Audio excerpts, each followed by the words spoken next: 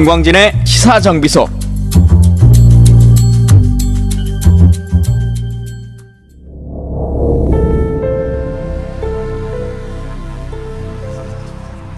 박근혜 대통령 주변에서 일어나는 의문의 죽음들. 오촌 조카 박용철, 박용수 씨, 박지만 이지 회장 수행비서 주모 씨, 보좌관 이춘상 씨 등 사인 대부분이 자살이라는데 과연 그들의 죽음에는 아무런 연관성이 없었을까? 그리고 그들의 배후에는 누가 있었을까?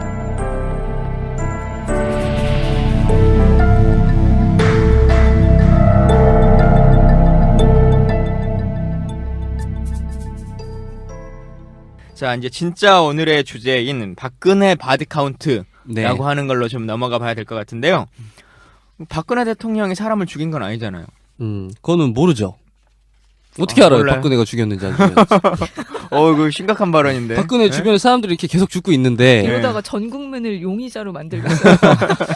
그러게 우리가 이거를 누가 죽였는지 왜 죽였는지 의문이 너무 많잖아요. 네. 그래서 저희가 이건 저희끼리 얘기해서 답이 안 나오기 때문에 또 전문가님 저희가 모신 거잖아요. 자, 그럼 대표적으로 얘기해야 될 게 어떤 사건이 있을까요? 일단 바디 카운트에 대해서 다시 한번 말씀드리면 박근혜 바디 카운트다라고 하면 박근혜 주변에서 그 연쇄적으로 죽어가고 있는 사람들의 숫자를 이야기하는 거예요. 그러니까 이를테면 뭐 오촌 조카 살인 사건이라든지 뭐 박지만 씨의 수행 비서가 최근에 또 돌아가셨죠. 뭐 이런 석연치 않은 이유 때문에 박근혜 씨 주변에서 사람들이 자꾸 죽어가요. 그래서 이것들을 한번 저희가 모아서 이 사람들이 왜 죽고 뒤에는 또 어떤 정황 배우가 있을지에 대해서 우리가 한번 이야기해보는 시간을 갖겠습니다. 예. 네. 네, 맞아요. 신기하게도 진짜 이상하게 박 대통령 주변에 항상 의문의 죽음들이 산재해 있는 것 같아요. 네. 소름. 이게 뭐야? 굉장히 어색한 그런 모습. 근데 청취자들이 저거 되게 좋아합니다. 이런 거 되게 좋아해요. 되게 좋아해요. 자, 싸가지 한번 해주세요. 동시에 해볼까요? 소름. 아유, 안 맞아. 네, 이분하고 예. 호흡 못 맞추겠어. 자, 아까 말씀하신 네. 오천 조카 박용철과 그의 사촌 박용수의 살인 사건. 네. 이 미스터리 한번 좀 얘기해 주시죠. 네. 뭐 TV 어떤 프로그램을 통해서 여러 차례 보도가 된 오천이면 그건 내용이죠? 누구예요? 네. 오천이. 오촌이 정확히 어떤 관계죠? 그러니까 이제 박근혜 씨의 네. 사촌들이죠. 그러니까 이제 박근혜 씨가 고모예요. 네. 이 두 분의 고모예요. 근데 왜 사촌이 아니라 오촌 조카라고? 아니 고모니까 학렬이 위에 아, 높으니까. 그렇군요. 하나가. 저희가 이 정도로 무식합니다. 네. 그러니까 이 내용은 그거잖아요. 그러니까 2011년 9월 달에 발생한 사건인데 당시에 이제 박근혜 대통령은 한나라당의 대선 후보였고 네. 이 오천 조카였던 박용철이라고 하는 사람이 그의 사촌 형이었던 박용수에게 살해당하는 사건이죠. 근데 이때 뭐 국적은 캐나다인이었던 걸로 보이는데 네. 네. 단풍나무에서 목을 맨 채로 발견이 캐나다에 됐죠. 어울리네. 네. 그리고 경찰은 그러니까 박용수 씨의 가방에 있는 회칼 등을 보고서 평소 사촌 동생의 건방진 태도에 앙심을 품고 칼과 망치로 박용철 씨를 죽인 뒤에 죄책감에 자살했다. 뭐 이런 식으로 사건을 종결했다고 합니다. 예. 그러니까 둘 다 죽은 거죠. 네. 한 명은 죽인 거고 한 명은 자살한 거다. 이렇게 이제 네. 발표한 거고. 네. 이거와 관련된 또 다른 살인 사건이 벌어집니다. 짱구파 보스 황 씨가 라면을 먹다가 천식으로 사망을 한 건데요. 짱구파 이건 좀 너무한 거 같아. 짱구파. 그것도 라면 먹다 천식으로 죽었대요. 음. 참 이게 근데 공교롭게도 이 황 씨가 박용철 씨가 살해된 지 약 1년 만인 2012년 대선을 2달 정도 앞두고 갑자기 그러니까 근데 그 사람이 죽은 거예요. 누군데요? 이 사람이 예. 제가 설명할까요? 예. 네. 그 박용철이라는 사람이 유경재단의 폭력 사태에 연관이 돼 있어갖고 네. 여러 의심을 받고 있었는데 그러다가 이제 미움을 받죠. 일종의 팽을 당한 거예요. 네. 박용철 씨가 그래갖고 어디에 붙었냐면 박근영 씨의 남편인 신동욱 총재 쪽에 붙은 거예요. 원래는 이제 박근영 신동욱 쪽에 적대하는 네. 쪽에서 반대파였다가. 폭력 사태를 주저했다가 그 적대하는 쪽이 누구라고는 제가 말씀 안 드리겠지만 다 이해하시는 쪽이고. 네, 네, 네. 그분 그래서 있죠. 박근혜 대통령 쪽. 예, 그렇죠. 그러니까 했는데 어떤 이유 때문에 팽을 당해갖고 그 법정 증언을 그러니까 말하자면 신동욱 씨에 유리하게 하도록 예정돼 있었어요. 그러니까 며칠 뒤에 말하자면은 신동욱 총재의 유리한 증언을 하려고 했었는데 그러니까 사실 누군가는 위협을 느꼈겠죠. 그 상황이 지금 상황이고요. 거기에 이제 주변에 같이 잘 따라다니는 사람이 박용수라는 또 사촌 형이에요. 두 사람이 나타나는 거죠. 이제 그 사람 둘이 이제 술을 먹어요. 술을 먹고 강남에서 술을 먹고 왕십리 쪽에서 또 2차 술을 먹으러 노래방에 왔는데 그 노래방에 같이 동석했던 사람이 이 짱구파 보스인 황실한 사람이에요. 근데 짱구파가 원래 좀 큰 파입니까? 이제 이 말이 이제 네. 이때 무슨 문제가 되냐면 실제로 짱구파라는 게 있느냐? 어. 왜냐하면 그냥 만들어낸 거냐? 이것도 사실 의심이 되는 거예요. 아니, 만들려면 좀 멋진 이름을 만들지. 그러니까 이제 그런 거죠. 이 조직에 대해 몰라. 그 조직은 뭐냐면은 짱구형 부르니까 수사관들이 짱구파 맞네. 짱구파 이렇게 만드는 형태가 돼갖고 왜 그런 논란이 되냐면요. 어떤 의심까지 되냐면 그 현장에 아예 없었을 수도 있다는 거예요. 그러니까 술을 먹는. 예, 노래방이란 데에서 있었다고 하지만은 솔직히 그거는 진술뿐이고 증거가 없어요. 네. 그러니까 말하자면은 왜 황실한 사람이 갑자기 사라져야 됐냐면은 그걸 증명해줄 수 있는 거의 유일한 사람이에요. 그러니까 황 씨에 의해서 박용철, 박용수라는 사람이 노래방에서 술 먹었어요. 나랑 같이 있었어. 라고 하는 거예요. 적극적으로 얘기해 보면은 만약에 황 씨가 없었다고 하면은 거기에 노래방에 갔다는 것도 사실은 오히려 없었을 수도 있는 거예요. 그러니까 그래서 왜 황 씨가 중요했냐면 그래서 중요한 건데 그것이 알고 제작진에서 간파를 하고 네. 황 씨라는 사람을 추적해서 증언을 듣기로 했었는데 뭐 이렇게 왔다 갔다 또 갑자기 천식으로 돌아가시게 되는데 네. 소름 나는 얘기 하나 해드릴까요? 네. 네. 준비하세요, 다들. 소름. 김정남 사건에서 무슨 약품이 쓰였죠? 어쩌고. 브로마, 브로마. 네. 네.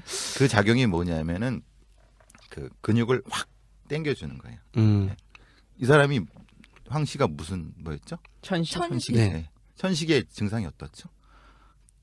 기침이 열리는 거잖아요. 네. 네. 이걸 다치게 하는. 그러니까 기관지를 이렇게 확 그렇죠. 네. 기침을 왜 하냐면은 계속 열리니까 기침하는 거잖아요. 네. 네. 그러니까 제가 뭐 이런 말씀을 드리면은 의심을 하는 거냐? 네. 의심하는 거 아닙니다. 그럴 수도 의심하는 있다. 거 아니지만은 네. 그 작용제들이 대부분 천식. 천식이 걸렸다고 하는 사람들을 죽일 때 쓰는 약품들. 그렇군요. 소름. 난 정확하게 잘 이해를 못해. 그러니까 이렇게 근육을 위축시킨다고 그랬잖아요. 그러니까 여기도 근육이라는 아니 근데 거잖아요. 그거는 이해하겠는데 그게 소름 끼칠 만한 얘기라는 게 뭐랑 연관돼? 그러니까 누군가가 이 사람을 그렇게 천식으로 위장해서 그런 약품을 이용해서 죽였을 수도 있다라는 얘기를 한 거죠. 그건 우리가 그렇게 생각하니까 지금 이거 사람이 이렇게 건조해가지고 리액션이 이렇게 그러게. 없어서. 그래? 근데 이제 아주 일반화된 약품 독곡물이 일하는 건데 실제로 독곡물은 아니에요. 우리가 의약품이에요. 당연히 라면 먹다 죽었겠지. 이걸 설명하려고 이걸 하는 게 아니잖아요. 근데 라면 먹다 죽었는데 네. 그럼 그걸 설명하기 위해서 뭐가 필요했냐면 이 사람이 천식이 있어야 되는 거예요. 근데 주변 사람들은 이 사람이 천식이 있었다는 거를 어떤 사람은 없었다고 해요. 네. 어떤 사람은 또 있었다고 해요. 그러니까 근데 정확히 모르는 거예요. 천식이야. 너무 흔한 또 질환이라서. 갑자기 그 검사외전 그 영화 생각나네요. 저는 안 봤어요. 안 봤어요? 영화를 진짜 안 봐 이 사람은. 영화 볼 시간 어디서 시사정비서 준비해야지. 영화를 진짜 안 봐. 아무튼 한가해. 자. 검사회전에 뭐가 나왔어요? 검사외전도 네. 그 조사받는 사람 한 명이 조사실에서 죽어요. 근데 천식을 앓고 있어가지고 이거 호흡기 하는 거 있잖아요. 네네. 그걸 해야 되는데 다른 검사가 와서 그걸 치워버려. 아. 그래가지고는 사실상 죽이는 거죠. 아. 근데 그 책임을 밑에 있는 검사한테 지우게 하는 내용인데 네. 그래요. 황씨 살인 사건이라고 말을 해버렸네요. 그냥 변사 사건. 네, 변사 사건에 대해서 이야기를 해주셨고 그 앞에 이야기한 이 박용철, 박용수 씨가 이렇게 죽은 거에 대해서 프로파일링을 한번 해주시죠. 그러니까 그 사건 자체는 그 강북경찰서에서 네. 했고 현장에 나간 거는 서울경찰청 과학수사팀이 나갔고요. 하필 또 제가 또 일했던 데라서 사실 많이 부담이 되는데 부담이 된다는 뜻은 어떤 거기서 그 보고서를 쓴 사람들이 제가 아는 사람들이니까 네. 그 얘기는 뭐냐면은 현장 증거 처리는 제대로 됐을 수 있어요. 네. 근데 증거 처리와는 다르게 저 정도 사람이 알 정도면 현장에 오랫동안 20년 넘게 한 사람들은 대충 보면 이거는 네. 이상하다는 걸 알거든요. 어쨌든 핵심적인 거는 한 사람이 그러니까 저기 사촌 형이 사촌 동생을 부자비하게 죽이고 네.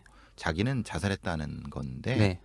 이제 그게 이제 현장 상황과 안 맞으니까. 그러니까 일단은 다른 어떤 정황적인 것을 빼고라도 네. 그 박용철이라는 사람이 굉장히 거구거든요. 네. 네.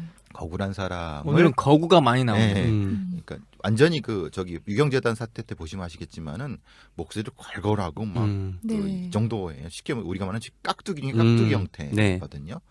근데 이제 그분을 사촌형이라는 사람인데 좀 왜소해요. 많이 왜소해요. 네. 근데 그 사람이 칼하고 흉기랑 또 뭐 저 맨손하고 장도리 망치를 가지고 살해를 했다고 하는데 그 현장을 사진을 한 번이라도 본 사람을 보면은 이건 절대 혼자서 할 수 있는 상황이 아니거든요. 근데 이제 그거를 어쨌든 뭐 조사는 했지만은 그렇게 했고 핵심적으로는 그 두 사람 다 뭔지 말하는 수면제 성분을 먹었어요. 그러니까 박용철이라는 사람은 상당히 많이 먹었고 네. 그 죽였다고 하는 사람도 일정 정도 그러니까 한 알 분량 이상의 걸 먹었어요. 네. 네. 그러면은 내가 제일 죽이려고 하는데 나도 수면제를 먹어? 음. 이런 문제가 발생하는 거예요. 네. 다시 돌아가면은 그럼 그걸 언제 어떻게 먹였는가 때문에 앞에 짱구파 황 씨가 나오는 거예요. 그죠? 그러면 소름. 짱구파 황 씨가 먹였나? 아니면 네.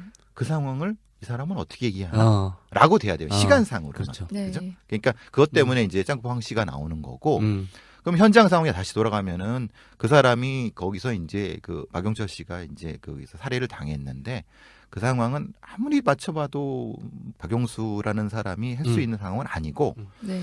더 결정적인 거는 거기서부터 북한산위까지 범행 시간이 약 1시에서 1시간 반이나 2시간 정도를 걸어서 산꼭대기 거의 중턱까지 올라가서 거기서 목을 매서 자살을 해야 되는데 현장 상황은 네. 근데 밤에 산길 걸어보셨어요? 무섭죠.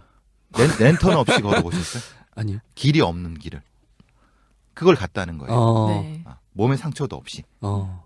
그러니까 이제 어떻게 가지라고 하는 거예요. 그러니까 달빛에 의지해갖고 새벽 1시에 그 산길을 걸어서 올라가는데 그것도 가방을 메고. 네. 근데 유일한 건 자살해러 올라가요. 네. 그게 어떻게 가능하겠어요? 그게? 유서는 나왔습니까? 유서는 뒤에 나왔는데 유서에가 나온 게 그거예요. 내 시신을 절대 부검하지 말고 화장하라고 나와요. 근데 유서를 필적 분석을 안 했어요. 이거 상식적으로 좀 말이 안 되지 않아요? 근데 이제 상식적인 부분에서 현장에서는 안 하는 경우도 많아요. 그런가요? 왜냐하면 이거 자살 맞네라고 하면 어쨌든 아까 네. 그 노래방에 없을 수도 있다 뭐 이제 이런 말도 하셨는데 이게 뭐 80년대 90년대의 얘기가 아니고 2011년 12년이잖아요. 그렇죠. 그러면 노래방이 있는 정도의 동네면 온갖 CCTV들이나 막 이런 게 다 있을 텐데 이 사람이 없어도 실제 그 현장에 누가 들어갔고 하는 건 충분히 경찰이 알 수 있는 거 아닙니까? 알 수 있는데 그거는 수사가 안 됐어요. 왜냐하면 이 사람의 진술이 있기 때문에 그러니까 이 사람의 진술을 100% 신뢰한 거죠. 그러니까 신뢰하지 않을 이유가 없었으니까 당시에는. 근데 그 현장을 딱 보고 나서 이거 자살이네 해서 이렇게 판단을 하고 뭐 유서에 대한 필적 조사도 하지 않았다 말씀하셨는데 그러면 그 현장을 보고 그런 뭐 자살이네 아니네를 최종 판단하는 사람이 누군가요? 그러니까 그 상황 자체는 약간 좀 다르지만은 기본적으로 제일 먼저 판단의 권한 있는 사람은 이 경찰서장, 형사과장 2명입니다. 그러니까 형사과장이 판단을 하고 거기에 대한 경찰서장이 동의하거나 반대가 될 수도 있고 그리고 둘 중에 하나인데 그래서 이제 그때 이제 강북 경찰서장이라는 사람이 의원님도 아시는 여당의 국회의원이 뭐 했던 뭐 의심이 나는 게 그런 얘기를 그 뒤에 사람들이 많이 한 게 이렇게 한 거고 이제 어쨌든 판단은 형사과장이나 그 경찰서장이 하는 거고요. 같이 나간 쪽이라고 하면은 과학수사계, 그러니까 지방청 과학수사계 쪽에서도 의견을 제시를 하고 그럽니다. 여튼 근데 이제 이 사건과 연관돼서 짱구파 이분도 그것이 알고 싶다 제작진이 이 사건에 대해서 막 찾으려고 하다 보니까 사망하게 되는 것으로 가고 있는데 또 이제 최근에도 보면 VIP의 5천간 살인 사건의 진실을 다시 또 그것이 알고 싶다가 그것이 알고 싶다 사람을 다 죽이는 거네. 이게 바디 카운트를 그것이 알고 싶다 카운트로 해야겠네. 응? 이걸 찾아보려고 했죠. 그래서 꽤 괜찮은 증인을 찾았다라고 생각을 했었는데 그 사람도 또 죽어버린단 말이에요. 그렇죠. 예, 동맥경화에 의한 심근경색. 심근경색이라고 하는 걸로. 그러니까 박지만 회장의 수행 비서 주모 예. 씨 말씀하시는 예. 거죠? 이것도 그러면 쭉 연관되는 스토리인 거잖아요. 연관되고 다 근육을 강화시키는 방식으로 이것도요. 다 되죠.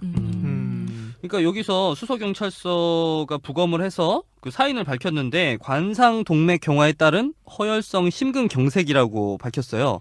이게 뭔 뜻인지 잘 모르겠어요. 말하자면 이게- 네. 심장의 근육이 그 일부가 굳어갖고 네. 그 안에 혈관이 죽으면 이게 심장이 불규칙하게 죽다가 허혈성으로 해서 심근이 경색되면 팍 아, 우리가 흔히 알고 있는 심근경색과 같은 건가요? 같은 거죠. 음. 같은 건데 네. 이거는 뭐냐면은 우리가 백남기 농민의 그 사인 추정할 때도 1차 사인, 2차 사인, 3차 사인이 있다는 네. 거지 않습니까? 네. 근데 서울대 병원에서는 굳이 1차가 아니라 2차로 가서 하려고는 분명 의도가 있었죠. 네, 네. 이건 2차입니다. 어. 그럼 이게 왜 이렇게 됐냐에 대한 거를 찾아야 되잖아요. 네. 그렇죠. 그러니까 사망하면 심장이 멈추는 네. 거예요. 네. 누구나. 최종 음. 사망은 다 호흡이 가서 죽는 겁니다. 중요한 건 1차. 그러니까 뭐 목을 졸랐냐, 입을 막았냐, 뭐 이런 거죠. 그게 없는 겁니다. 근데 그런데도 우리 수사가 이렇게까지 매번 이상합니까? 그러게요.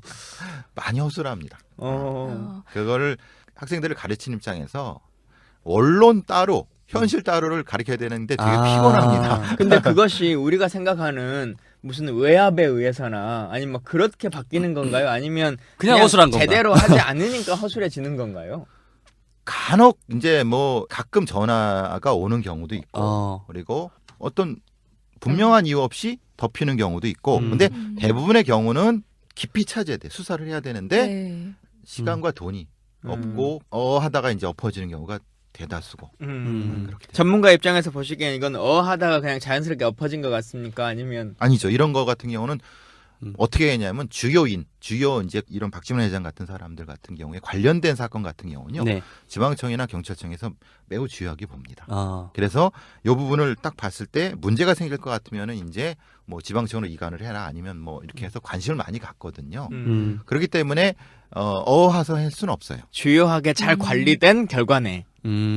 그런 부분이라는 건데 이게 실제로 뭐 이렇게 그냥 신경에서 죽을 수도 있는 거고 문제는 제가 의심하는 거는 그런 네. 거죠. 네. 1차가 필요하다. 1차가. 음. 그러니까 말하는 이 사람이 원래부터 이제 흔히 말하는 뭐 아주 비만이어 갖고 네. 갑자기 뭘 뭐 먹다가 이렇게 해서 했다 이렇게 해서 됐다. 네. 뭐 이런 부분이 있었느냐라는 걸 수사를 통해 파악해야 되는 건데 네. 제가 항상 이런 수사 발표 때 욕을 많이 하는 거는 이 새끼들아 네. 1차를 발표해야지 아. 왜 2차를 발표하냐. 근데 음. 국민들은 몰라요. 그러니까 예를 들면 심근경색으로 사망했다라는 발표는 이 사람이 죽었다라는 발표랑 똑같은 거네요. 그렇죠. 근데 그거를 의원님 죄송한데 의원님들도 사실 잘 모르시잖아요. 몰라요. 왜냐하면 어떻게 알아요? 법과학을 잘 해주는 거 아니고 네. 표창원 의원 정도는 아실 텐데 너무 바쁘시니까. 근데 이제 말하자면 그런 거죠. 주요 여당에도 경찰이었던 분들이 많죠. 네. 검사였던 분들 많죠. 근데 그분들은 말씀 안 하시잖아요. 네. 말하자면 그런 문제가 있는 거예요. 아. 근데 이 사건을 볼 때 사건 자체만으로도 문제가 있지만 사건을 파악하는 데 있어서 정황이라든지 주변 인물들과의 관계라든지 이런 것들도 결국 사건의 실체를 파악하는 데 필요한 거잖아요. 그렇죠. 이 당시에 이 사람이 왜 타살로 볼 수 없는지, 왜 이 사람이 어떤 일에 연루돼 있었기 때문에 이렇게 죽었다라고 보시는 거예요. 갑자기 쓰러져 있는 상태에서 이제 이분이 돌아가셨다고 하면은 네. 그 정황적인 그러니까 이제 아까 처음 말씀드린 것처럼 이분이 꼭 그렇게 쓰러져야 되는 어떤 이유에 대한 설명이 필요한 거예요. 이거는 말하자면 의학적인 것이 아니라 정황적인 거죠. 네. 그러니까 말하자면 이분이 평소에 이제 활발하게 운동을 하시고 있었고 관리가 잘 되고 있었는데 이렇게 됐다고 하면 이건 심각한 문제가 있어갖고 수사가 돼야 되는 거잖아요. 네. 네. 근데 평소에 완전 뭐 사는 것도 개판이었고 뭐 포금하고 뭐 그랬다고 하면은 이런 것들이 일목요연하게 플로우 차트로 해서 수사가 돼야 되는데 그게 안 되고 그냥 이렇게 죽었다라고 하면은 네. 네.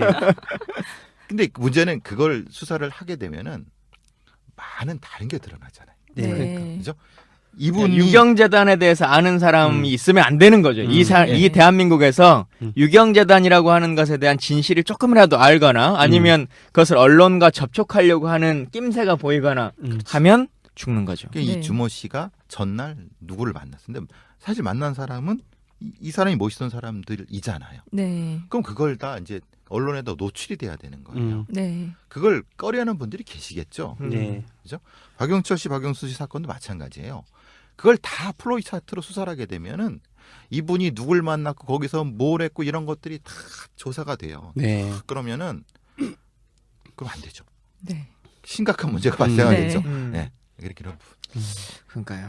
진짜 그- 이 유경재단과 관련된 분들이 다 바디카운트 여기 안에 포함돼 있어요. 네. 그러니까 유경재단 바디 카운트가 한 명 더 있긴 한데 사실은 이제 이분은 사고일 확률이 훨씬 더 높아서 네. 이 바디 카운트라고 하는 건 약간 맞을지 아닐지 모르겠는데 선거 기간에 있었던 일인데요. 대통령 선거 기간에 유경재단 폭력 사태 원래 주도했던 7인의 멤버였었던 지금 이제 문고리 3인방 이렇게 부르잖아요. 네. 근데 원래 문고리 권력은 4인방이에요. 네. 그리고 이춘상 보좌관이 4인방 중에서도 가장 높은 등급의 그러니까 네. 사람이었던 거죠. 이춘상 네. 보좌관이. 근데 선거 기간에 이제 교통사고로 사망을 하거든요. 그래서 네. 우리는 실제 선거 기간에 교통사고 진짜 많이 납니다. 교통사고 엄청 많이 나고 신호 위반 다 하고 다니고 그럴 수밖에 없는 구조거든요. 그러니까 왜 그럴 수밖에 없어요? 하루에 네. 하루에 당 대표나 뭐 대선 주자나가 움직이는 거리가 많아서 지역별로 한 20군데 정도로 돌아다녀야 돼요. 네네. 그래서 기자단들도 그 20개를 다 못 따라다녀요. 아. 그래서 A조, B조로 해서 음. 그 다음 단계는 이 팀은 안 가고 그 다음 단계로 넘어가죠. 근데 후보들은 경찰 경호를 받고 가니까 네. 그냥 뚫고 가거든요. 네. A급 경호를 해주니까. 근데 그 대변인단이나 수행원들은 경찰이 에스코트를 안 해줘요. 네. 그러니까 그냥 불법으로 다녀요. 음. 그냥 버스 전용 차선 아마 딱지 끄는 걸로 치면은 몇백만 원 나올 거야. 참고니까. 네. 과속 방지 이런 거. 근데 그래서 그냥 교통사고로 사망했겠거니라고 우리는 이충상 보좌관은 생각하는데 네. 여튼 이제 이분도 유경재단 사건, 특히나 네. 유경재단 폭력 사건에 대한 진실을 가장 잘 알고 있는 사람 중에 하나니까 네. 일단 카운터에는 넣어야 될 것 같은데요. 음. 네. 당시 그렇죠. 이분의 포지션 때문에 의문났던 그거죠. 이분 포지션이 그 지금 대통령이신 분의 거의 수석 보좌관 네. 상태잖아요. 나머지 세 분이 약간 밑에 있었던 예. 분이고, 근데 그때 이제 말하자면은 뭐 이제 흔히 말하는 정 씨라든가 최 씨 같은 사람들 포지션과 겹치는 부분이 많았다는 거예요. 그러니까 이춘상이라는 사람이 이 죽을 때도 그게 작용하지 않았을까라고 하는 의심이 드는 거는 그거죠. 그러니까 네. 이런 권력을 가진 사람들은 포지션 겹치는 걸 굉장히 싫어하거든요. 네. 뭐 의원이 잘 아시겠지만 이게 내 건데 내 걸 가지고 있으면 이게 네. 그 옆에 있는 형제라도 물어뜯거든요. 그러니까 적어도 뭐 그런 부분 때문에 의심을 많이 받았던 부분이 알력 있었어요. 다툼. 예, 알력이 분명히 있었을 거라는 네. 생각. 혹시 저랑 포지션이 겹치는 분이 있으시면 전화 주시면 저는 언제든 그 물러날 용의가 있어요. 예를 들면 네? 누구 생각나는 사람 누구 있어요? 진성준이요. 진섭준? 노잼. 그래 맞아. 그리고 또 이준석하고도 또 가끔 웃기던데. 아니 그게는 뭐 우리 당은 아니니까 그래요? 같은 직을 할 일은 없잖아요. 진성준 의원님 보고 계시면 조심하세요. 몸 제가 조심하세요, 언제든. 의원님. 서로 멈췄어요. 아 그리고 솔직히 진성준 의원님이 뭔가 사고를 당하면 김광희 그렇지. 의심 그럴 수 받지. 있어 하는데 도쟁 개판 수장 노리고. 내가 사고를 당하면 아이 진성준 맞아, 그럴 것 같아. 그렇게 착한 사람이 그렇게 할 거 아니에요. 그러니까 이거 평판 관리가 중요한. 평판 관리가 거죠, 중요해. 이게. 어? 큰일 났네. 다 죽어. 오랜만에 해봤다. 예. 오늘 되게 어울리는 드립인 것 같아요. 오늘 시간에. 자, 이렇게가 이제 대통령 되기 전의 사건들이 거의 이제 대부분이고, 대통령이 되고 나서의 사건들도 이제 계속 발생하잖아요. 그 첫 번째 사건 뭐로 볼 수 있을까요? 저는 이거 번개탄 피워서 자살한 분이 두 분 계세요. 아, 예. 네. 정윤회 문건 유출 사건의 용의자로 지목됐던 최모 경위. 2014년 12월에 그 조수석에 번갯불을 피우고 그 사체로 발견이 되셨고요. 그리고 2015년 7월에는 전에 그 이탈리아 해킹 팀으로부터 해킹 프로그램을 구매했다는 혐의를 받고 있었던 RCS 프로그램이라고 네, 하는 국정원 직원 임모 씨가 또 번개탄을 피우고 흔히 잘 자살했어요. 아시는 마티즈. 그렇죠. 네. 그 이분들이 근데 하나같이 의심이 받는 게 이렇게 그 가족들의 증언으로 봤을 때 이분들이 자살할 이유가 전혀 없었다는 거잖아요. 어떻게 생각하세요? 일단은 국정원 임모 씨 관련된 마티즈는 저 김호지 총수의 거기 나가서도 제가 네. 잠깐 말씀드렸지만 마티지에 번개탄을 펴서 한번 죽은 거 실험해 보자. 그 마티지가 작잖아요. 네. 네. 근데 열 축적이 굉장히 높아요. 아, 더워서 안 되나요? 더운 무슨 문제냐? 타버려요. 아. 네. 자동차가 왜냐하면 차 안에 여름에 네. 차 안에 저 라이터 그 일회용 터지죠. 라이터는 네. 터지죠. 그러면 그게 불이 붙어갖고 싹 타버리거든요. 네. 번개탄이 얼마나 열량이 높아요. 그러니까 그걸 이제 이렇게 죽으려면 어떻게 해야 되냐면은 번개탄을 미리를 한 다음에 그것을 어느 정도까지 한 다음에 넣고 그래도 열이 높아요. 작으면 열이 이제 복살이 발생하기 때문에 소파가 녹아갖고 아. 그래서 보통 이렇게 번개탄 자살일 경우에 종종 아니면 상당수가 앞에 놨을 경우는 무슨 문제가 생기냐면은 전소되는 거고 뒤에 놓으면은 가능해요. 네. 그걸 모르는 사람이 했다고 하면 이해를 하겠어요. 네. 근데 이제 제가 이걸 그때도 말씀드린 이런 메커니즘을 구체적으로 설명 안 드린 거는 이렇게 죽는 사람이 또 많으니까. 아. 근데 그 부분하고 뭐 당연히 마티지에 돌 괴었다는 것부터 시작해 갖고 네. 그다음에 또 이 자살하려고 하는 부분에서 차문 틈을 막지 않았다는 부분도 이런 부분들이 다른 건 모르겠지만 그 저수지 밑에서의 현장 상황에 대한 것이 일치하지 않는 부분을 저는 이제 설명을 했고요. 네. 상당 부분이 이건 좀 매치되지 않는 부분이다. 네. 적어도 그 부분이 있었고 최경희 사건 같은 경우는 지금 이제 그 형님이나 아니면 가족들이 특검에 네. 이제 그걸 진정서를 제출을 해갖고 수사해 달라고 했는데 네. 뭐 수사할 수는 없어요. 왜냐하면 그 범위가 넘어갈 수가 있으니까. 근데 그 상황 자체도 되게 웃긴 거는 그 길 경기도 이천에 있는 그분 고향에 있는 길 이렇게 오픈되지 않은 약간 오픈된 곳에 길가에서 자살을 했거든요. 네. 태워갖고. 근데 문제는 그러면 그거를 그 번개탄을 어떻게 구입을 했느냐.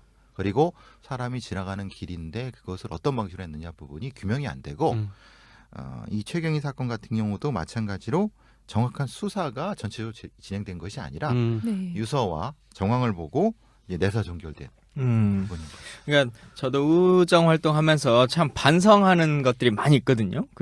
그때 참 잘할 걸라고 하는 생각들을 많이 하는데 제가 진짜 알고 보면 참 부드러운 남자이고 문화와 예술을 사랑하는 그런 사람인데 쓸데없는 소리를 해요. 네. 네. 근데 국회에 있을 동안 이미지라고 하는 게 되게 음. 좀 강한 이미지여가지고 무슨 누구 죽고 뭐 하여튼 이런 일 있으면 항상 조사위원을 했어요. 아, 그래서- 의문사 같은 거 조사 많이 하셨죠. 그래서 아까 이 최경희 사건 있을 때는 이름도 좀 특이해. 십상시 게이트라고 하는 조사특위위 간사 맡아가지고 일을 했었고 이 국정원 임모시 사건 때는 제가 정보위원이기도 했었고 RCS 프로그램 대책특위 맡아가지고 또 하기도 했어요. 네. 네. 예, 근데 그냥 사람이 죽고 하는 거는 교수님 말씀하신 것처럼 저희들이 뭘 알아요. 그냥 그렇게 죽었나 보다. 아이고 좀 의심되네. 라고 하는 정도로만 넘어가 버리지. 아. 네. 구체적인 것들을 막 찾아보려고 하지 못했다라고 하는 반성을 좀 하게 되는데. 아, 그때 그럴 때 그 교수님한테 이게 자문하셨어야지. 아유, 구하셨어야지. 그러니까 오늘 처음 뵈가지고. 아이고. 예, 네. 큰일 났네. 이제 표창원만 들어가셨으니까 뭐 이런 문제 좀 그렇죠. 국회에서도 많이 이제 좋아지시겠죠. 네. 근데 이 정윤회 문건 당시에 문건 자체에 대한 그 사건보다는 이렇게 어떻게 유출이 됐는지로 갑자기 화제가 바뀌었잖아요. 그게 국정농단이라 당시- 그랬잖아요, 대통령이. 그거 당시에 어떻게 그렇게 바뀐 거 프레임이 뭐 어떻게 대통령 진행된 한마디로 거예요? 바뀐 거죠. 그때는 살아있는 권력이었기 때문에 네. 국무회의 때인가 수석비서관회 때인가 대통령이 말하는 거거든요. 네. 이건 찌라시다. 찌라시의 내용이고 이 내용은 찌라시인데 그것을 외부로 유출한 것이 국정농단이다라고 하는 그 선언 한마디로 모든 언론의 타격이 네. 그렇게 갔고 그것을 유출했다고 의심받았던 뭐 참호경위를 비롯한 그 우리 지금 국회의원 된 분 누구죠? 조홍천. 조홍천이라고 하는 분이나 뭐 이제 이런 사람들로 주 공격 대상이 이제 네. 잡혀진 거죠. 네. 그리고 세계일보는 갑자기 뭐 압수수색하고 네, 뭐 그쵸. 이제 이런 상황들이 초래되면서 십상시 그 위원회 조사단에서는 뭐 아무것도 한 게 없어요? 아니, 없어요. 너무 공격적이네. 그냥 했어. 그냥 하고 청와대 앞에 한 번 가가지고 네. 제대로 하라 뭐 이렇게 한마디 하고. 이때 밝혔으면 그러니까요. 국정농단 이때 끝났을 텐데 말이야. 근데 그때 이제 세계일보가 문건을 좀 많이 가지고 있다. 네, 그래가지고 시작한 거예요. 네. 근데 그 세계일보가 쫄았어 그때. 그쵸. 예. 그래가지고는 그 뒤로 문건을 안 준 거예요. 아. 그러니까 그 후속타를 우리가 할 수가 없었어. 이게 남 탓하면 안 돼. 그때 자기가 밝혀냈어야지. 뭐 정보를 안 줬다 그러면. 근데 네, 제가 사과드리겠습니다. 결국에 그 사장님이 나중에 청문회 와가지고 다 까발리셨잖아. 이때 네. 말 못했던 걸. 마치 그분이 그 세계일보 사장님이 청문회 때 한이 맺힌 것 같았어. 그러니까요. 그때 근데 당시 얘기했으면 너무 막 의원님도 그렇게 올라가고 얼마나 잘 좋아. 까발리시면 안 돼요. 왜요? 예? 마티즈 타니까. 아니요. 제 고등학교 선배님이신데 아 그러세요? 순천에 출마하시려고. 아 진짜로 그분이? 아니 아. 그럴 것 같아. 너무 유명해지면 출마하실지 몰라. 하여튼 순천에 누가 출마할까봐 되게 노심초사하고 있어 지금. 바디 카운트. 김광진 바디 카운트. 아 근데 진짜 이렇게 죽고 나면 끝나잖아요. 그렇죠. 내사 정결되면은 예. 그냥 억울한 거예요. 그러니까 너무 우리도 그렇게 될 수 있는 거잖아요. 우리를 누가 죽여? 왜냐하면 근데 네. 예를 들면 2달 전에 네. 2달 조금 넘었겠군요. 2달 조금 전에 제 자동차에 블랙박스 유심칩만 빼가. 오. 진짜요? 네, 근데 차에 뭐 제 노트북도 있고 뭐 다 있잖아요. 그리고 아니면 블랙박스를 통으로 띄어가면 얘가 누가 훔쳐서 쓰려고라도 하려나 보다 생각하죠. 근데 블랙박스에 유심칩만 빼가면 기분이 어떨 것 같으세요? 그거 프로파일링 한번 진짜. 해주시죠. 이거 어떤 노인 건가요? 경고겠죠, 경고. 근데 유심칩만 뺐다는 거는 그 티를 안 내려고 한 거 아니에요? 빼도 모르니까. 유심티 빼면 소리가 나지 않나요? 그러니까 경보음이? 그 저희가 차에 있을 때가 아니니까 경고음이 나든 안 나든 뭐 상관은 없을 거고. 왜냐하면 정치인들은 그 유심칩 안에 네. 제가 어디를 가고 누구를 만났는지에 대한 그쵸. 동선이 다 나오잖아요. 그리고 녹음도 돼요, 녹음도. 예, 네. 저희는 안에 녹음은 다 거의 끊는데 근데 또 다른 게 뭐냐면 일반 동선의 문제가 아니라 그 개인 같은 경우는 뭐 롯데호텔을 간다 그러면 네. 롯데호텔 주차장에 그냥 차를 세워놓고 올라가잖아요. 네.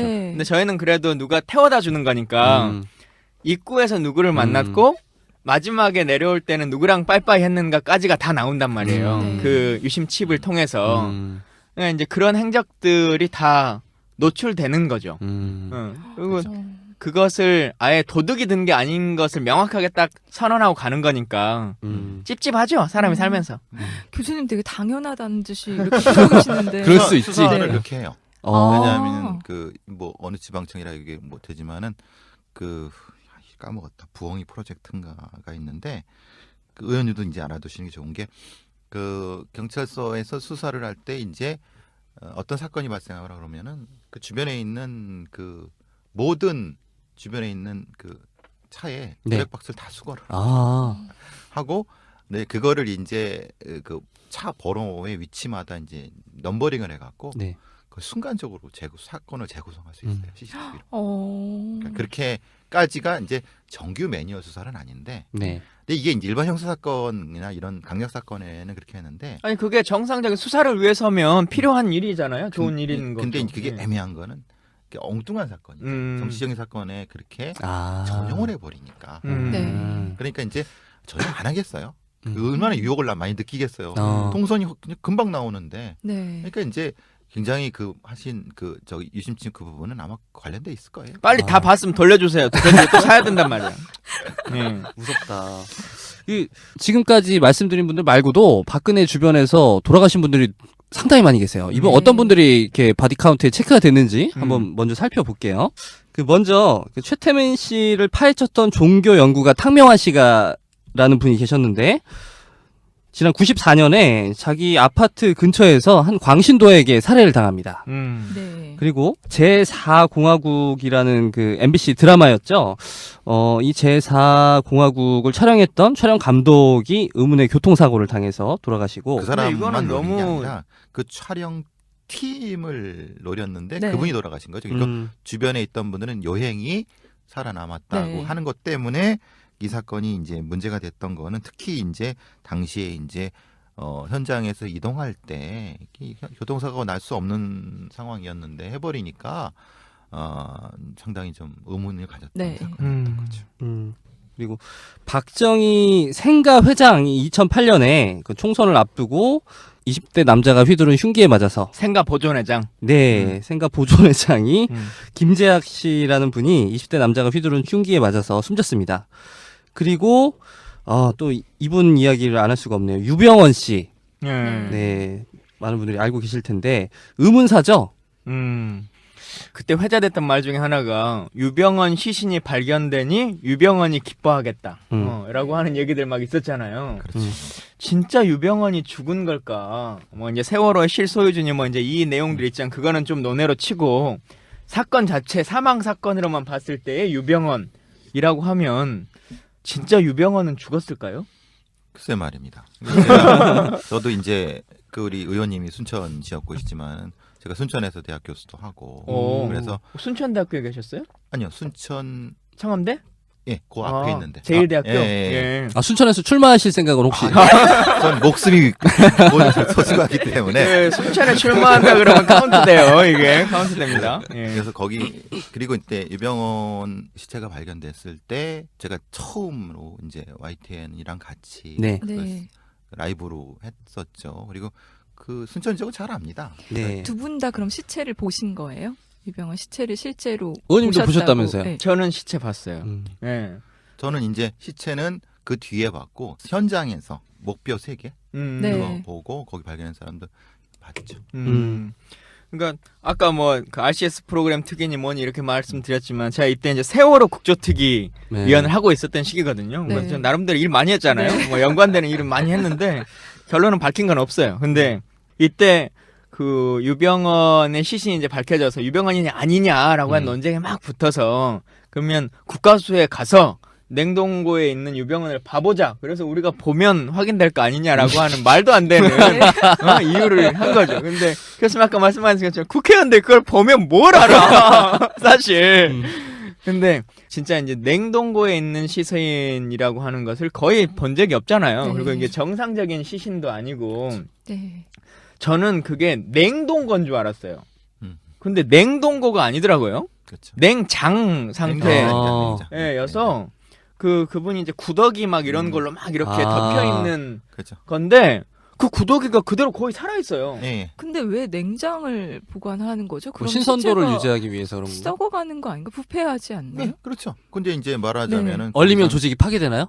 얼렸다 풀면은 네. 파괴가 되겠죠. 아. 이제 그 구더기 활동은 자연스러운 거니까 자연스럽게 이동하면서 그 네. 령을 파악할 수 있죠. 구더기의 령을 파악할 수 있기 때문에 시간을 알 수 있는 어. 거라서 아. 그 굳이 냉동을 할 이유는 없어요. 아. 근데 우리 느낌은 당연히 네, 맞아요. 냉동돼 그렇지. 있는 그 상태를 그걸 볼 유지해야 거라고 된다고 생각했는데 생각하거든요. 그 냄새나 이제 썩어가는 중이니까 아. 해서 그때 9명인가 갔었거든요. 근데 실제로는 2명, 3명밖에 못 봤어요. 다 여성 의원들이랑은 못 보겠다고 하고 시체가 훼손돼가지고 그때 이제 유병헌인지 아닌지를 확인하는 방법이 뭐 이빨을 봐야 된다. 그 이빨이 뭐 하는 거 그냥 손가락 뭐 하나가 그때 잘렸든가 뭐 그걸 보라는데 네. 아 이제 그걸 그래갖고 결국은 2명인가 3명인가 들어갔어요. 저랑 박원석 의원인가 하여튼 뭐 누구랑 이렇게 들어가가지고 하는데 최종적으로 그럼 손가락을 한번 봐라는 거야 날 보고. 그래서 보면 아나. 보면 아나. 근데 하여튼 잡고 손가락 1등 한번 이렇게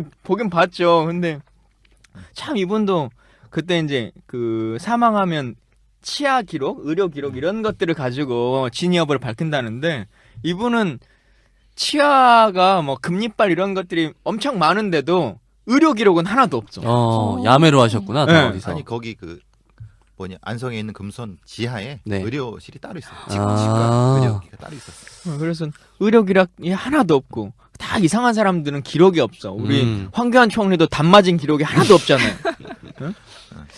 그 당시에 3가지가 있었죠. 네. 치과 기록, 여기 손가락 변형, 그 다음에 이제 뭐 DNA 관련된 부분인데 그게 이제 인터넷상에 많이 얘기된 게 그 손가락 그 변형된 부분은 그건 말도 안 된다. 왜냐하면 그거는 그건 쉽게 조작할 수 있기 때문에 그거는 가치는. 근데 이제 국가수에서는 자랑스럽게 이제 봐라 이거 여기 변형돼 맞냐라고 했을 텐데 문제는 그거를 이제 정확히 현미경적으로 확인했어야 되는데 그냥 의원님한테 보여주려고 한 거였고 의료기록은 네. 말씀하신 것처럼 치과 의료기록은 원래 존재하지 않는 사람이기 때문에 그거는 이제 그 유병헌의 개인 주치, 치과 주치가 가지고 있는 것도 기록은 또 안에 있었기 때문에 의미가 없었던 부분이었죠. 그래서 굉장히 그 의심이 많았던 부분이고 아직까지도 그 부분에 대해서는 의심이 많은 건 그렇습니다. 그래가지고 그 의사가 와서 확인을 했어요. 본인이 맞다라고 하는. 그러면은 당신이 내부적으로 갖고 있는 의료 기록이 있냐? 그걸 맞춰봐야 될 거 아니냐 했더니 없는데 자기가 치료를 해왔던 것으로 보면 기억할 수 있다라고 해가지고 그냥 넘어간 거예요. 그런 게 그때는 많았던 게 주로 이제 그런 거죠. 그 내부자들이 많은 거예요. 그 유병원 주변에는 네. 네. 그 의료인들이 다 그 내부자들이었던 거예요. 아. 의사들 많았잖아요. 네. 그때 나와서 했던. 그러니까 경찰 수사의 입장에서는 증언을 신뢰할 수 없어요. 네. 내부자의 증언은 신뢰할 수 없어요. 이해관계자인데 어떻게 신뢰하겠어요? 근데 진짜 그냥 길 가다가 돌불에 넘어져가지고 그냥 맥없이 땅에서 썩어서 죽는다는 게 그게 말이 되나요? 글쎄 말입니다. 그래서 이제 저는 그 발견된 뒤부터 거의 한 1년 넘게를 뭐 거기서 하셨다부터 시작해서 웬만한 시사 프로그램 네. 거의 계속 그 일주일에 한 번씩 가면서 저기 후속 취재를 했거든요. 네. 그거는 아마 그분들이 잘 모를 거예요. 그것이 알고 싶다랑 같이 하시면 우리 또 사망 사건 큰일 나는데. 그 JTBC의 스포트라이트라는 데에서 네. 네. 아주 본격적으로 뭐 이제 접근을 해서 했는데 그분들도 겁을 냈어요. 왜냐하면 그때 저희가 움직였을 때 그 뒤에서 따라오는 애들이 미행하는 애들이 있더라고요. 젊은 애들이. 그래서 제가 그분들한테 얘기했죠. 그 스포트라이트 팀 PD들한테 이거는 조금 이따 하시라고. 이건 위험하다. 왜냐 아직도 네. 이 상황을 저기 정리가 되지 않은 거라서 네. 만약에 이게 그 실제적으로 어디가 연결될지 모르는데 만약에 이게 방송도 중요하지만 목숨도 중요하지 않냐라고 해갖고 그때 아마 JTBC 1회 방송분에서 그걸 보신 분들은 왜 이렇게 부실하지라는 걸 많이 느끼셨어요. 네, 이제 맞아요. JTBC 네. 1회가 유병원 관련된 부분이었거든요.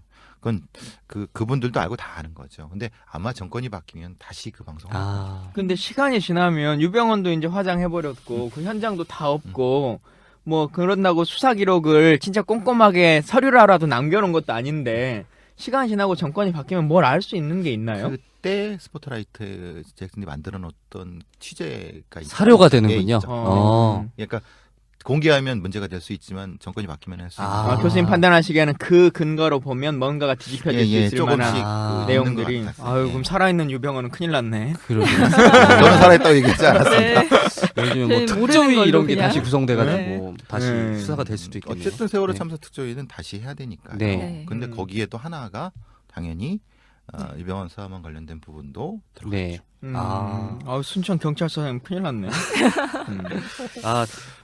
지금 돌아가신 분들 이야기를 했는데 지금 박근혜 정권 말기에 내가 신변의 위협을 받고 있다라고 공공연하게 지금 주장하시는 분들이 계세요. 예를 들면 뭐 노승일 씨, 고영태 씨 이런 분들 뭐 실제로 신변의 위협을 아주 심하게 느끼고 있다, 뭐 미행당하고 있다 여러 가지 정황을 말씀하셨는데 이런 분들이 자살당하지 않게 하려면 그분들의 입장에서 할 수 있는 게 뭐가 있을까요? 팁을 하나 주신다면. 그냥 정상적으로 사시는 게 제일 중요하고요. 숨어 정상적으로라면 살지 말고. 네네. 그렇습니다. 네. 왜냐하면 도망 다니면 네. 그런 공격자들은 더 심적 우위가 있기 때문에 기회 포착이 더 쉬워요. 더 많은 공개 활동을 하시고 네. 더 많은 사람을 만나시고 더 많이 웃으시고 라고 하면 그 공격자들은 심리적인 위축감을 갖게 돼요. 네. 제일 첫 번째가 그겁니다. 심리적으로 위축되지 마시라는 거. 그리고 당당하게 사시면은 감히 못하게 됩니다. 이게 굉장히 웃긴 말 같지만요. 실제로 그거를 실행하는 사람들의 네. 입장에서는 사실 좀 겁을 먹을 수도 있어요. 뭐지? 이렇게 살 수 있거든요. 그러니까 위축되면 위축될수록 스스로가 더 위험해질 수 있다는 거. 그리고 네. 가능하시면은 항상 이동하는 동선은 루틴하게 루틴하게 하시고 항상 주변에 같이 다니시고. 그러면 이를테면 이런 행동은 잘못된 거네요. 그분들이 막 그 주변과 연락을 끊고 한동안 잠적을 하시기도 하고 막 그랬잖아요. 그래서 많은 분들이 궁금해하셨는데 그런 행동은 좀 위험할 수 있겠네요. 그렇습니다. 그럼 연락 끊고 어디 숨는 거는 숨는 걸 찾아내는 건 걔네들 이상 더 전문가들이잖아요. 저 같은 사람도 쉽게 찾아낼 수 있는데 그 사람들은 그러니까 숨지 마시고 당당하게 네. 행동하시고 하실 말씀 다 하세요. 빨리 시사정비소로 나오세요. 그거 좋다. 그러면서 하면 공격자들은 당연히 위축받을 수밖에 없고 그게 정석이에요. 알겠습니다. 근데 원래 이렇게 권력자들 주변에서 이렇게 의문사가 이렇게 왕왕 벌어지나요? 이게 예를 들면 다른 권력자들 주변에서도 이런 일들이 많이 벌어지는 건가요? 뭐 근데 이제 전체주의 국가에서는 뭐 상존했던 네네. 일들이고 왜 뭐 아버지 시절에는 뭐 닭 사료로 갈고 막 이런 얘기들도 음. 있잖아요. 그건 진짜 사실입니까? 닭 사료로 갈았다 뭐 이런. 예, 그거는 맞는 것 같아요. 그러니까 어. 이제 그때 뭐 파리 프랑스 경찰 쪽에서 했는데 갈았다는 건 모르겠는데 네. 닭사료기가 있었다는 거예요. 음. 있어갖고 거기에 뭔가 처리된 건 있었는데 근데 끔찍해. 그래서 그게 이제 실제로 그렇게 됐는지는 확인은 할 수가 없었던 거예요. 음. 그렇지만은 그게 있고 시신이 없으니까 당연히 그랬을 수 있다라고 추정을 하면서 아니 근데 나중에 된 거죠. DNA가 이게 사람 곡인지 닭 곡인지는 금방 알 수 알 수 있잖아요. 있죠. 알 수 있는데 문제는 그걸 다시 싹 분해해 갖고 음. 싹 세척을 하는 경우가 아. 있으니까 예, 그랬을 가능성이 있다고 근데 하는 지금 거죠. 무슨 얘기하는지 모르시는 분들 많이 계실 것 같아. 김영욱 전 중앙정보부장 얘기하고 있었습니다. 예, 닭사료 얘기 갑자기 하시니까. 어휴. 그리고 이제 그 권력자 주변에서는 무슨 문제가 생기냐면 알력이 생기잖아요. 네. 네. 알력이 생기면은 권력 가진 사람들이 권력에서 밀려난 사람들을 이렇게 다루죠. 네. 다룰 때 어떻게 되냐면 심각하게 다룹니다. 네. 근데 그거를 죽이려고 다루는 게 아니라 그러니까 제가 아까 그 다른 데서도 뭐 이런 했는데 이 신문 방법이 따로 있습니다. 네. 그러니까 말하자면은 이게 이제 그 강화된 CIA에서 한 강화된 신문 기법이라고 하는데 영어로는 조금 복잡한 부분인데, 그러니까 알카에다라든가 IS 대원들을 미국의 이제 특수기관들이라든가 이런 데서 신문을 할 때 네. 고문, 물리적 고문이 아니라 그 심리적 고문을 하는 거죠. 어떻게요? 말하자면은 이 사람이 극단적인 좌절감을 느낄 수 있을 정도로 말하자면 앞에 개를 풀어놓고 성기를 노출시킨다든가 아니면 19살짜리 여군을 앞에 놓고 다 발가벗겨 놓고 뭐 아주 낮은 온도가 높은 온도를 반복해서 한다든가 극단적인 자존감을 무너뜨리는 방법들이 이렇게 되면 무슨 문제가 생기냐면은 자기가 자살할 수밖에 없는 상황에 극단적으로 몰아넣는 경우가 많습니다. 그러니까 보통 이제 그 검찰 신문을 받고 대기업 사장들이 갑자기 한강에 뛰어내리고 그러는 경우도 네. 뭐 네, 대우의 맞아요. 무슨 남모 그렇죠. 사장도 예. 그랬고 성완종 그런 거 많잖아요. 회장도, 그런 거 많잖아요. 예. 그러니까 그것이 실제로 거기서 죽였다는 게 아니라 네. 그 사람들이 가진 사회적 지위에 비해서 안에 들어가면은 다루는 게 완전히 쓰레기 취급을 해버리는 경우가 많아요. 그러니까 그것도 역시 그 흔히 말하는 강원의 신문 기법 중에 하나예요. 그러니까 자존감을 뭉개버리는 거예요. 그러면은 그게 한 번만 되는 게 아니라 반복적으로 하고 그 앞에 가족을 데려다 놓고 그러면서 이제 선택을 하게 합니다. 네가 죽으면 이 가족은 살 수 있어. 네가 죽으면 할 수 있어라고 하는 것들을 반복하게 되면서 그러니까 어떻게 보면 자살을 시키는 거죠. 네. 네. 그것 우리 때문에 흔히 말하는 자살 당했다. 예, 그렇게 네. 되는 거죠. 특히 이제 그 권력자들 주변에는 권력에서 밀려난 사람들이라든가 아니면은 그런 부분 사람들이 그렇게 당해서 그러니까 자기도 어쩔 수 없이 자살하는 경우들 그리고 강요해서 자살한 경우들 네. 그런 경우는 실제로 부검하면 나타나지 않아요. 네. 그거 뭐 그렇죠. 죽인 게 아니니까 네. 스스로 한 거니까. 근데 동기는 타살이죠. 음. 그래서 이제 주변에서 바디 카운트라는 게 많이 나타나는 거는 이건 우리만의 문제가 아니라 네. 미국에서도 그렇고 어. 뭐 여러 가지의 권력자 주변에는 흔히 나타나는 부분들일 수 있다는 거죠. 저는 좀 민주적인 권력이라면 조금 덜 하고 이런 차이는 있을 것 같아요. 그렇죠. 그게 없어야지 민주주의 그렇죠. 공화국이 되는 거죠. 근데 그 이 전체주의 국가라든가 아주 뭐 이제 아주 안 좋은 권력자들은 권력자 주변에는 네. 그걸 용인을 하잖아요. 그러니까 나는 몰라. 그러니까 지금 누가 하시는 것처럼 네. 나는 몰랐어. 근데 주변에서는 다 해군 알잖아요. 알면서도 묵인을 하잖아요. 그게 이제 묵인할수록 그런 것들이 더 많아져요. 그런 걸로 보면 김정은이 훨씬 솔직하네. 그냥 아예 잡아다 곡사포로 그냥 쏴버리고 막 이러잖아. 맞아. 아 진짜. 그러면 요즘에 SNS에서 이런 얘기가 농담처럼 막 오고 하는데, 저는 절대 자살하지 않습니다라는 얘기를 막 남겨놓잖아요. 자살 당하기 싫어서. 농담처럼 막 그런 얘기를 주고받는데, 혹시 나중에 그렇게 자살을 당하게 된 경우에 SNS 같은 곳에 남겼던 그런 흔적들이 어떤 수사에 참고가 되나요?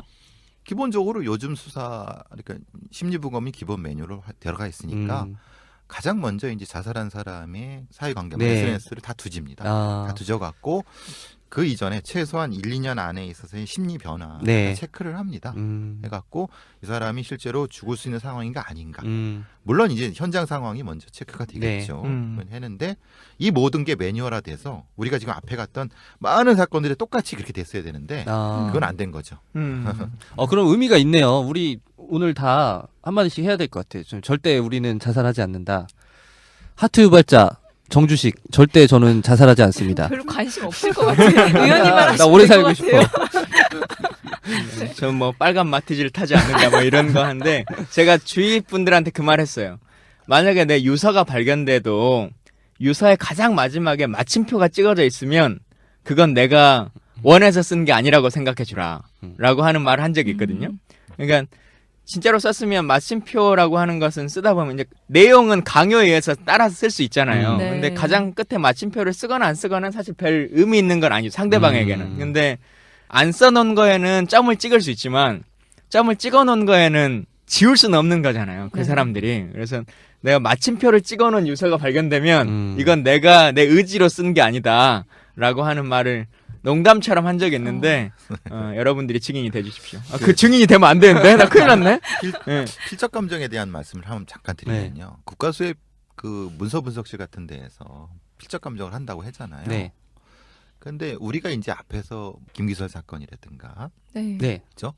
그거를 그렇게 했던 사람이 사과를 했나요? 국가수의 문서 분석 승승장구했죠. 그죠? 그리고 나서. 네. 우리나라의 문서 분석이라든 것이 일단 정상화 누구 말대로 정상화 되려고 하면 그거부터 사실은 국가수가 기관 차원에서 사과를 해야 되는 거거든요. 네. 그다음에 거기서 배출된 사람들이 그 사적인 형태의 문서 분석 연구소를 차려갖고 나와서 지금 많이 있어요. 그리고 외국에서 또 배워온 사람이 있어요. 근데 문제는 그게 공신력이 별로 없어요. 그러니까 이제 네. 재판하는 걸 한번 보시면 아시겠지만은 어떤 사기범들이 문서를 이용해갖고 해갖고 들어갔는데 실제로 그걸 맡겨갖고 했는데 진짜 가짜게 명확한데 자기가 가짜라고 했는데 사기범들이 근데 네. 결론은 이걸 감정한 사람은 진짜라고 하는 거예요. 네. 그러니까 제가 이 말씀 드리는 건 뭐냐면 문서 분석이라고 하는 게 우리나라에서는 매뉴얼화된 공신력 있는 부분이 많이 부족하다는 거. 네. 그럼 무슨 문제가 생기냐면 억울한 일이 너무 많이 생기는 네, 거예요. 네. 그리고 유서 관련된 부분에서는 그건 신뢰하지 않으셔도 돼요. 현재 상황에서는. 국가수의 감정도 근데 재판정에서는 신뢰되잖아요. 그건 이제 무슨 신뢰냐면은 재판장이 인정하는 거죠. 근데 재판장이 인정한다고 그게 꼭 맞는다고 볼 수는 없어요. 그게 그건 진실하고는 또 다를 수 있다는 재판장의 거죠. 판단일 뿐이다. 판단일 뿐이죠. 네. 그래서 그것 때문에 요새는 문제가 많은 거는 검사 쪽에서 문서 분석을 한다 그래도 변호사 쪽에서 탄핵하고 또 반대하고 그래서 재판장 분들도 골치 아픈 거는 이게 명확하게 아주 DNA 조사처럼 딱 정해진 거면 편하잖아요. 네. 네. 그죠? 근데 이게 논란이 많이 음. A란 B란 사람은 이게 맞다고 하고 C란 D란 사람은 틀리다고 해요. 문서 분석. 그럼 재판장은 어떻게 보면 이걸 완전히 무시해버리는 거예요. 네. 복잡. 이걸 누가 해야 되냐면 국가기관이 나서 갖고 문서 분석에 대한 정규에 그런 사람을 키우든가 네. 아니면 뭘 하든가 해야 되는데 국가수가 적골이니까 그래서 좀 국가수 사람이 저를 욕해도 상관없지만은 네. 이거는 굉장히 심각한 문제. 대선 그런- 주자들 우리 방송을 꼭 들어야 돼요. 그런 점에서 마지막으로 하나만 더 여쭙고 싶은 게 국가수의 그런 수사라든지 뭐 분석 검사라든지 이런 것들을 다 신뢰할 수 있나요? 어느 정도 그래서 믿으면 참 될까요? 그 이제 미국의 CSI 시스템 같은 경우는 CSI 저 네. 미드를 보셨는지 모르겠지만은 CSI 같은 경우는 그게 민간 연구소이거나 아니면은 일종의 그 계약 관계이거나 그렇습니다. 그게 더 안 좋을 거라고 생각하지만 그렇지 않은 거는 우리는 국가 공인기관이라는 것에 숨어버리는 거예요. 네. 왜냐하면 아까 제가 왜 김기설 그 얘기를 했냐면은 국가의 권력이란 것 속에서 과학이 숨어버리는 거죠. 이게 제가 최창원 교수님하고도 그 얘기를 잠깐 말씀 나눈 건 그런 건데 국가수의 연구원장이나 그 대표를 굳이 행정자치장관이 임명할 필요가 있느냐. 네. 이거는 흔히 말하는 적어도 이런 중요한 기관의 사람은 국회의 동의를 받게 하자. 그리고 거기에 임명되는 사람들 그 여튼 자연과학자나 법의관들 자체도 좀 민간에서 공적인 신뢰를 받게 하게 공개를 하자. 네. 그럼 지금까지 국가수에서 DNA 검사가 오류 났던 것이 몇 건이냐? 이거 발표했나요? 발표 안 해요. 네. 그 화성의 그 노양 사건 같은 경우도 국가수 연구원이 침튀겼었고 개판 만들어놨어요. 그리고 증거를 잃어맞고 다 개판 만들어놨어요. 네. 그게 미제 사건 된 거란 말이에요.